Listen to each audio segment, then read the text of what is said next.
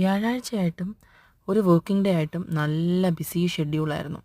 പക്ഷേ എത്ര ബിസിയാണെങ്കിലും workout miss ചെയ്യാൻ പാടില്ലല്ലോ. അങ്ങനെ അത് മാക്സിമം വർക്കൗട്ട് ചെയ്തിട്ട് അവിടുന്ന് നേരെ ഇറങ്ങി. അങ്ങനെ ജിമ്മിലെ പരിപാടിയും കഴിഞ്ഞ് കെട്ടി ഒരുങ്ങി ഇതാ കുഞ്ചൻ്റെ എൻഗേജ്മെൻറ്റിന് പോവാണ്.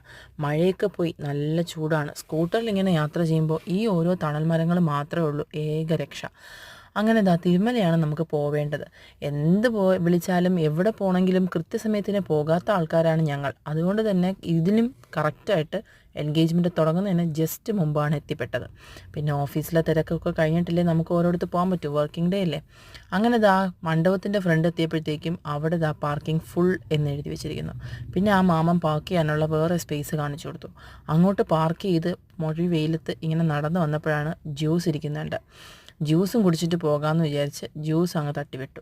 അവിടുന്ന് ദേ അകത്തോട്ട് കയറിയപ്പോൾ എൻഗേജ്മെൻറ്റ് ഏകദേശം തുടങ്ങി എന്ന മട്ടിലായി.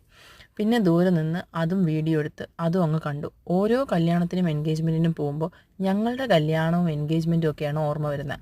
അധികം ആരും ഇല്ലാത്ത കൊറോണ ടൈമിൽ പേടിച്ച് വിറച്ച് പെട്ടെന്ന് നടത്തിയ ഒരു കല്യാണമായിരുന്നു.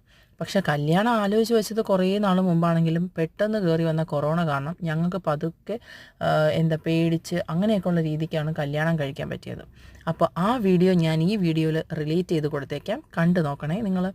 അങ്ങനെ ദാ സദ്യ കഴിക്കാൻ വന്നു. ഈ ചേട്ടന്മാരെല്ലാം സ്പീഡായിട്ട് വെച്ചുകൊണ്ട് പോകണോ എന്ന് വിചാരിക്കേണ്ട. ഈ കറികളെല്ലാം കുറേ ലേറ്റായാണ് വന്നത്. അവസാനം ചോറ് വന്നപ്പോഴത്തേക്കും കറി കഴിച്ച് തീരുമെന്ന് വെപ്രാളമായി.